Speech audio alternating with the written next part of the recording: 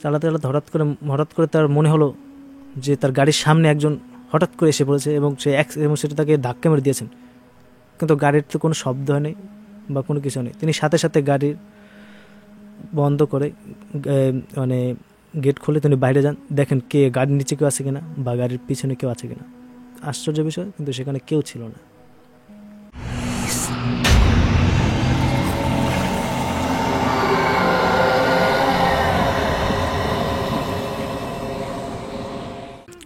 আমার নেক্সট ঘটনাটা মূলত এটা আমার চাচার সাথে একটা ঘটনা। আমার চাচার নাম মানিক, উনি অ্যাম্বুলেন্স গাড়ির ড্রাইভার। তো উনি এক সময় আমাকে এই ঘটনাটা ব্যাপারে বলেছিলেন। একটা লাশ ওনাকে ঢাকা টু বরিশাল মানে পটুয়াখালী কালীশ্বরী একটা এলাকায় নিয়ে যেতে হবে। তা মানে বড় মোটা টাকা দিবে জন্য বলছিল যে একটু রাত হয়ে যায় বেশি। তো চাচা বলে আচ্ছা ঠিক আছে চলবে। তো গাড়ি নিয়ে চাচা শুরু করেন এবং সেই লাশটার সাথে তার 3-4 জন পরিবারের লোক ছিল, এই আর উনি একটা ড্রাইভার। তো লাশ নিয়ে আসার পথে লেবুখালী নামে একটা ব্রিজ পড়ে। সেই ব্রিজটা পার করার পর উনি যখন পটুয়াখালী অঞ্চল এলাকায় ঢুকে যান, তখন সেখানে দোকানপাট সব বন্ধ, কোনো গাড়ি নেই, আশেপাশে শুধু গাছপালা এবং অন্ধকার। তখন আচ্ছা জানে হয়। তখন গাড়ি নিয়ে যাওয়ার সময় হঠাৎ করে তিনি বুঝতে পারলেন যে তোর গাড়ির সামনে অর্থাৎ গাড়ি তার উপরে ছাদে কেউ একজন আওয়াজ করছে। তিনি বুঝতে পারছেন না যে কী হচ্ছে, না গাছে কোনো পাতা বা কোনো শিলটিল বা কিছু পড়ছে হয়তো। তখন উনি কিছু এতটা গুরুত্ব দেননি, উনি নিজের মতো চালাতে আসেন। হঠাৎ করে তিনি লক্ষ্য করলেন তার গাড়ির যে সাইড ভিউ মিরর সেখান থেকে একটা লোক দৌড়ে আসছে, এবং এটা দেখে চাচা অনেকটা ভয় পেয়ে যান, এটা অবশ্যই কি অন্য কোনো অলৌকিক ঘটনা। এবং তিনি এই গাড়ির স্পিডটা বেড়ে দেন, এবং দেখা যায় স্পিড বাড়ার সাথে সাথে সেই লোকটার মানে দ্রুততা আরও বেড়ে যায়। আমার চাচা প্রচণ্ড ভয় পেয়ে যান। তিনি পিছনে লোকদেরকে সব কথা বলেন না, কারণ তারাও ভয় পেতে পারে।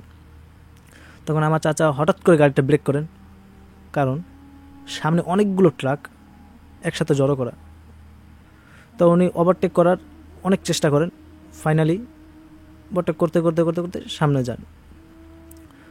তো যাবার পরে উনি দেখতে পেলেন একদল লোক সেখানে রাস্তায় বসে আছে, এবং পিছন থেকে যারা অ্যাম্বুলেন্সে যারা ছিল লোকজন, তারা বাইরে মানে জিনিসগুলো দেখতে পাচ্ছে না। তখন আমার চাচা কী করবেন বুঝতে পারছেন না, তার ভিতরের লোকদেরকে বলবেন নাকি বলবেন না। তিনি এই জন্য পিছনে তাকাচ্ছিলেন, জানালাটা খুলবেন, তাদেরকে বলছে যে দেখুন এখানে কিছু একটা হতে পারে।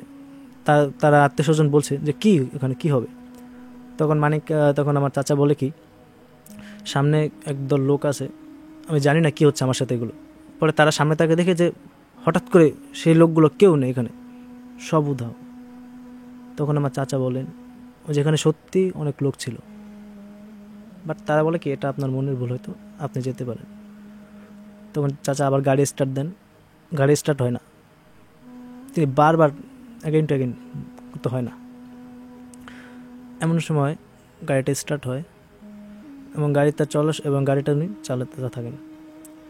চালাতে হঠাৎ করে তার মনে হলো যে তার গাড়ির সামনে একজন হঠাৎ করে এসে পড়েছে এবং সেটা তাকে ধাক্কা মেরে দিয়েছেন, কিন্তু গাড়ির তো কোনো শব্দ হয়নি বা কোনো কিছু নেই। তিনি সাথে সাথে গাড়ির বন্ধ করে মানে গেট খুলে তিনি বাইরে যান, দেখেন কে গাড়ির নিচে কেউ আছে কিনা বা গাড়ির পিছনে কেউ আছে কিনা। আশ্চর্য বিষয়, কিন্তু সেখানে কেউ ছিল না। তো তারা জিজ্ঞেস করে যে আপনি বাইরে কেন নেমেছেন।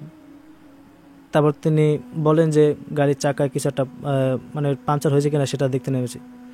তারা বলছে ও আচ্ছা ঠিক আছে। তো আমার চাচা পুরোটা বলেনি তাদেরকে। তো আবার গাড়িটা উঠে উনি স্টার্ট দেয়। স্টার্ট দেওয়ার পর দেখে যে অ্যাম্বুলেন্সের পিছনে বক্সের ভিতরে একটা শব্দ হচ্ছে। তিনি চেয়ে দেখেন যে অ্যাম্বুলেন্সের ভিতরে যে লাশটা ছিল সেই লাশটা উধাও, এবং যে 4 জন লোক ছিল তারা উধাও।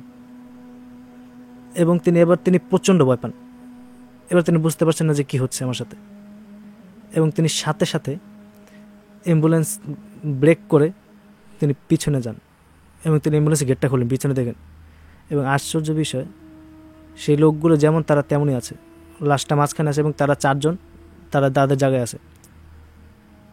এবার তারা রেগে আমার চাচাকে বলে যে আপনার কী হয়েছে, আপনি কী শুরু করছেন, এগুলো আপনার সমস্যা কী? তোমার চাচা বলে যে আমি বুঝতে পারছি না আমার সাথে কী হচ্ছে, আপনার আমার সাথে একজন সামনে আসুন। কিন্তু তারা বলে, কিন্তু তারা না করে দেয়, বলে কি না আমরা যাব না, আমরা এখানে ঠিক আছি। তখন আমার চাচা বলেন যে না, আর কোনো উপায় নেই। তারপর তিনি করেছেন কি, অ্যাম্বুলেন্সে ঢোকার পর পিছনে যে জানালাটা সেটা খুলে দিয়েছেন, যাতে সব কিছু রিয়ার ভিউ মিরর থেকে দেখা যায়। তখন তিনি গাড়িটি স্টার্ট দেন এবং মাঝে মাঝে সেই লুকিং গ্লাসে তাকান, দেখে যে সবাই সেখানে আছে। এমন সময় দেখতে পারেন যে একটা লোক তার কাছে লিফট চাচ্ছে, একটু দাঁড়ান, আমাকে একটু সাহায্য করুন, এরকম কিছু একটা ইশারা ভঙ্গিতা করছে। তখন চাচা গাড়ি ব্রেক করেন, তখন সেই লোকটা আমার চাচার গ্লাসের সামনে আসেন, বলে যে আমাকে একটু গন্তব্যে ছেড়ে দেবে, আমি এখানে কোনো গাড়ি পাচ্ছি না। বলে আপনি কে? বলে আমি এখানেই থাকি, আমি এখানে একটু কাজে এসেছিলাম, কিন্তু আমি যেতে পারছি না, কোনো গাড়ি নেই। তারপরে আপনি আমাকে একটু সাহায্য করলে আমার একটু বড় উপকার হবে। তারপর চাচা বলেন আচ্ছা ঠিক আছে, আপনি আমার সাইডে বসুন। তো চাচা গাড়ি স্টার্ট করে চালানো শুরু করলেন। দেখছে যে গাড়িটা প্রচণ্ড ভার হয়ে গেছে, মানে আস্তে আস্তে যাচ্ছে, মানে তিনি যত স্পিড বাড়ছেন কিছু হচ্ছে না, মানে 100+ স্পিড করে ফেলেছেন, বাট কিচ্ছু হচ্ছে না। গাড়ি আস্তে আস্তে চলছে, মনে হচ্ছে 20 কিলোমিটার/আওয়ার গাড়িটা চলছে। তিনি বুঝতে পারছেন হয়তো গাড়ির কোনো মেকানিক্যালে কোনো সমস্যা হতে পারে, বাই দ্য ওয়ে। তখন তিনি এভাবেই চলতে থাকেন। তিনি ভেবেছেন যে কোনোরকম ওখানে পৌঁছাই, তারপর দেখা যাবে বাকিটা।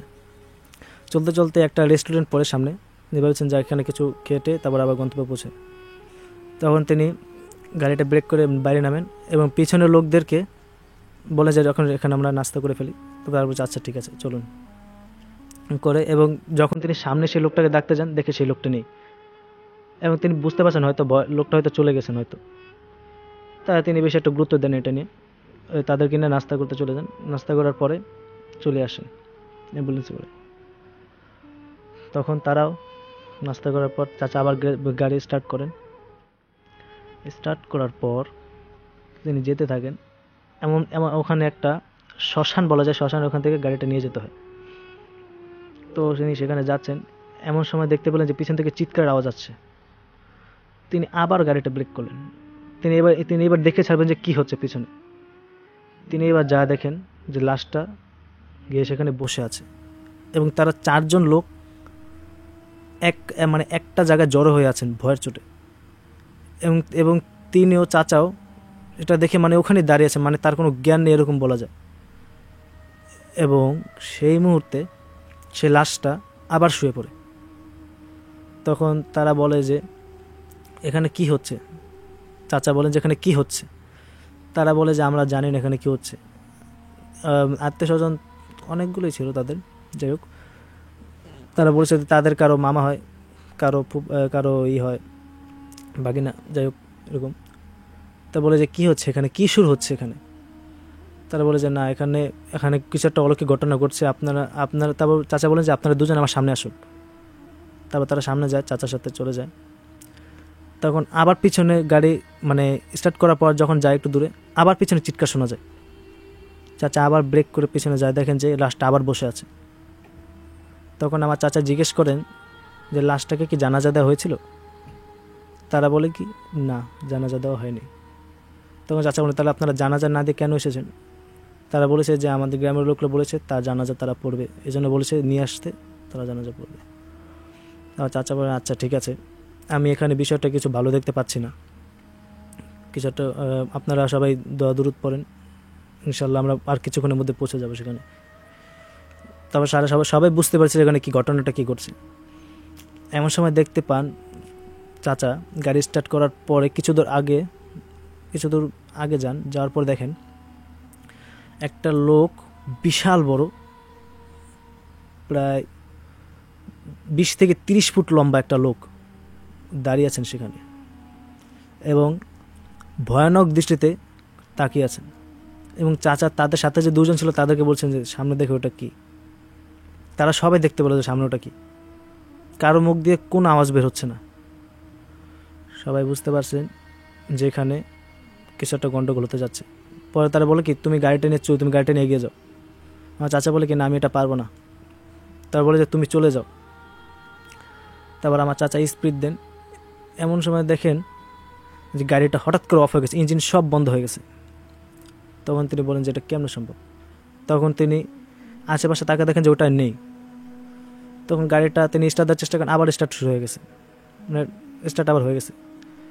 কোনোরকমভাবে তিনি এরকম করতে করতে রাস্তায় গন্তব্যে যে পৌঁছানোর পরে তারপর চাচা বলেন যে এটা যা হয়েছে এটার আপনারা কিছু একটা ব্যবস্থা করুন, আমি এভাবে যে একা যেতে পারবো না, আমার সাথে একজন পাঠাতে হবে। তা বলে যে আচ্ছা ঠিক আছে, আজকে আপনি সকালে থাকুন, মানে রাতটা থাকুন, সকালে চলে যাবেন। তারপর তিনি বললেন আচ্ছা আমি লাশটার চেহারা দেখতে পারি। তখন চাচা যখন সেই লাশটার চেহারাটা অর্থাৎ যখন কাপড়টা উঠান তখন দেখতে পান যে এটা সেই লোক যে গাড়ির পিছনে দৌড়াচ্ছিল এবং গাড়ির সামনে দাঁড়িয়েছিল। এবং তৎক্ষণাৎ চাচা জিজ্ঞেস করেন যে আপনারা কেন বললেন না যেটা সেই লোক আপনাদের পরিচিত, যে লাশটা এখানে ছিল তারই প্রকৃত রূপ। তারা বলেন যে আমরা এটা যদি বলতাম আপনি প্রচণ্ড ভয় পেয়ে যেতেন। উনি একজন খুবই দুশ্চরিত্র লোক ছিলেন, উনি লোকটা ভালো ছিলেন না, হয়তো আমাদের এই জন্য রাস্তায় আসতে সমস্যা হয়েছে। তখন জানাজান আমার সকালে শুরু হয়েছে 10টায়। তখন একটা বিশাল ভয়ঙ্কর একটা কাহিনী ঘটে। যখন জানাজা নামাজ পড়েন, সূরা পড়তে পড়তে হঠাৎ করে লাশটা দাঁড়িয়ে যায়, সেকেন্ডের মধ্যে লাশটা দাঁড়িয়ে যায়। সবাই দেখে ভয় পেয়ে যায়, সবাই জানাজা নামাজ ছেড়ে এক একজনে পালিয়ে যায়, কিন্তু হুজুরা তারা জানাজা নামাজ পড়তে আছে।